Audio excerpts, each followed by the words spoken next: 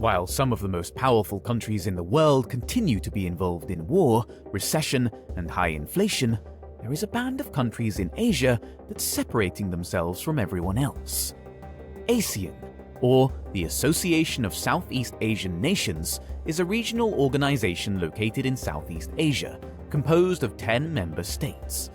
Its mission is to promote peace, stability, and economic cooperation among its member countries. The organization has been experiencing a rise to prominence thanks to its net economic growth, regional integration, geopolitical significance, diplomatic platform, and regional cooperation on various challenges. This just shows that together, the 10 countries of ASEAN form an economic powerhouse. The region is said to be one of the world's fastest-growing markets. However, that growth remains somewhat unknown to the rest of the global community. This is the silent rise of ASEAN. Today, we stray away from the loud stories of success and quietly observe the ascent to the top of a region down south. ASEAN's general approach is widely influenced by the countries inside it. It differs from other regional and international organizations because, unlike others, the group widely values the importance of not overstepping boundaries and being highly considerate. The uniqueness of ASEAN member countries is that decisions are only made when everyone agrees on them by unanimous voting, as compared to the usual majority voting. Moreover, despite its alliance, along with the emphasis on cooperation, ASEAN has clear boundaries when it comes to interference. The organization also practices gradual integration, especially when it comes to groundbreaking moves and decisions. The organization was established in 1967 by 5 founding nations: Indonesia, Malaysia, Singapore, Thailand, and the Philippines. Eventually, neighboring states decided to join the cause. Brunei in 1984, Vietnam in 1995, Laos and Myanmar in 1997, and Cambodia in 1999. It currently comprises a 10-member alliance, and, just in late 2022, Timor-Leste has been admitted as the organization's 11th member in principle, with its full membership still pending. With 10 member nations, soon to be 11, ASEAN has a diverse yet somewhat similar geographical and cultural identity.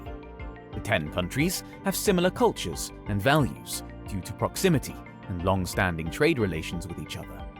When it comes to geography, there is clear diversity between them, as some are archipelagos and peninsulas, while others are landlocked or are located on the mainland.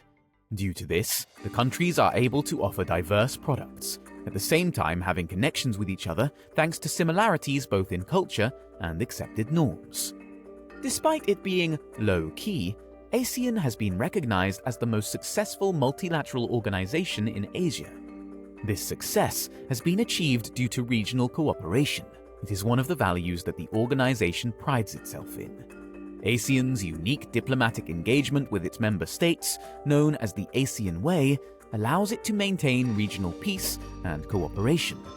Sure, sounds like a bad joke, but the ASEAN Way is the way.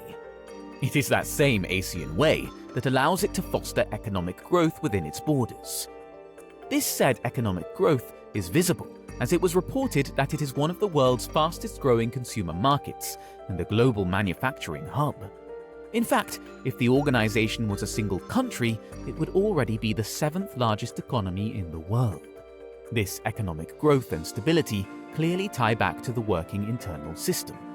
ASEAN was founded specifically to accelerate economic growth among members, but it also works on social progress and cultural development. One could argue that the rise ASEAN is seeing today stems from its prioritization of peace and security. It is precisely because of this togetherness the members work hand in hand in order to produce tangible outcomes that resulted in the region seeing significant economic growth since its founding.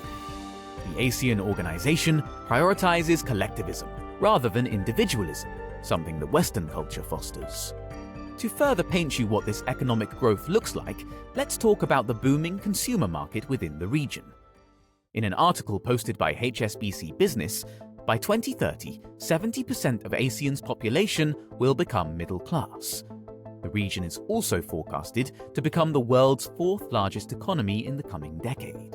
These predictions are supported by the fact that in recent years, technology and e-commerce have become widespread in the region. This phenomenon opened up doors for businesses to invest in ASEAN countries, improving the economy. ASEAN's successful adaptation to the digital age has opened doors for hosting globally competitive businesses within their borders. It is clear that the region is highly competitive, but in a positive manner. It has been able to integrate itself into the global economy by sharing resources and working with each other to produce desirable outcomes. The contribution of each country is not equal and the same, but thanks to the organization's framework, the win of one is also the win of all. One of ASEAN's biggest assets is its booming digital technology sector. The rise of social media like Douyin, the booming entertainment industry, and general internet and mobile users have immensely contributed to the advancement of the tourist, entertainment, and information technology industry, just to name a few. The organization has continuously been working on creating sustainable infrastructure development in order to assist the economic building of each member state. This will grant access to the regional ecosystem to be able to reach its co-members, allowing for mutual economic development. These infrastructure development projects also open up opportunities for the states because it makes them more palatable to both foreign and local investors. ASEAN also has a master plan for connectivity, which does not only include roads and highways, railways, airports, industrial estates, power and digital hubs, but also the improvement of people-to-people linkages. This means attracting top talent to further their cause of being an advanced technological hub. It is not an exaggeration about how fast the growing digital market is growing within Southeast Asia and the countries within the ASEAN organization. In fact, multiple nations within the ASEAN region race to become the next Silicon Valley. Specifically, Singapore, Indonesia, Thailand, Malaysia, and Vietnam have garnered global recognition due to their emergence as technological hubs. Not only do these countries have such big numbers of tech startups within their land, but a report from Nikkei Asia also shows how promising the talent pool for tech is within the region. What this shows us is that not only does ASEAN have a lot to offer when it comes to manufacturing and products, but it also shows that there is an abundance of talent within the ASEAN population when it comes to technology and engineering. If you were to ask me, I genuinely believe that ASEAN's strong suit in tech will be one of its tallest ladders towards success. In fact, the region is already being poised to become the new global tech and startup hub. While the damage caused by the pandemic was undeniable, it also paved the way for the rise of digitalization. Now, a region that has been silent most of its life is now climbing up to the top as opportunities dawn down its booming market. While the ASEAN organization has a bright future, there is no doubt they face economic challenges on the horizon. The majority of these nations rely on their tourism industry, and when the borders closed in 2019, a big percentage of national profit from many countries flew out the window. But, as we clearly saw, the organization was able to pull itself right back up despite this uncertainty. When the pandemic hit, countless businesses had to cease operations. At the same time, it opened new doors for other industries to persist: e-commerce and online business. In this race towards innovation, Southeast Asia definitely has an unfair advantage. With its multitude of technological startups, it has the capacity to compete globally with bigger nations. If ASEAN is able to keep this momentum going, the whole world will be looking down south when it comes to tech. Aside from the unprecedented pandemic, another challenge ASEAN has to face is the rapidly changing global environment. It is clear two trends are apparent: globalization and regionalization. In this day and age, it will be difficult for any nation to survive and prosper without trade. And when it comes to trading, an established connection with the global and regional markets is vital. This is exactly why the cross-border connectivity project of ASEAN perfectly addresses this issue. It opens up multiple pathways for ASEAN countries to trade not only with each other, but also globally. When it comes to regionalization, it seems like ASEAN already is one step ahead. Now, with the strong rise of technological hubs and digital startups within the region, it shows great promise when we look at it from the perspective of global markets. Like the tech in the region continues to grow exponentially, the foundation of ASEAN is actually its global trade relationships. 8 out of 10 countries in ASEAN are already part of the World Trade Organization, while the other two, Vietnam and Laos, are negotiating membership. Regional trade, of course, is an important aspect of the individual economies of all nations, but ASEAN, as a regional organization, aims to grow its economy as a whole. This is why it allocates resources to infrastructure building and connectivity projects to its member states.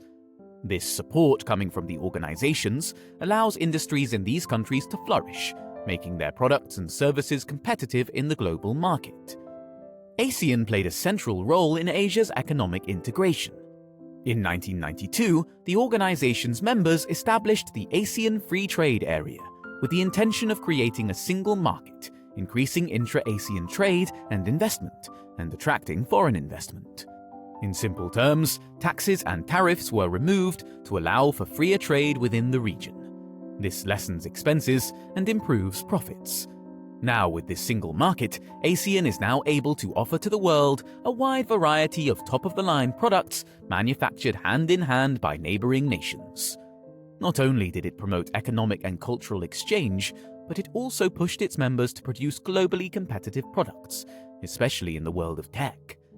ASEAN is a highly unassuming region composed of relatively small economies, but today we saw how truly there is strength in numbers.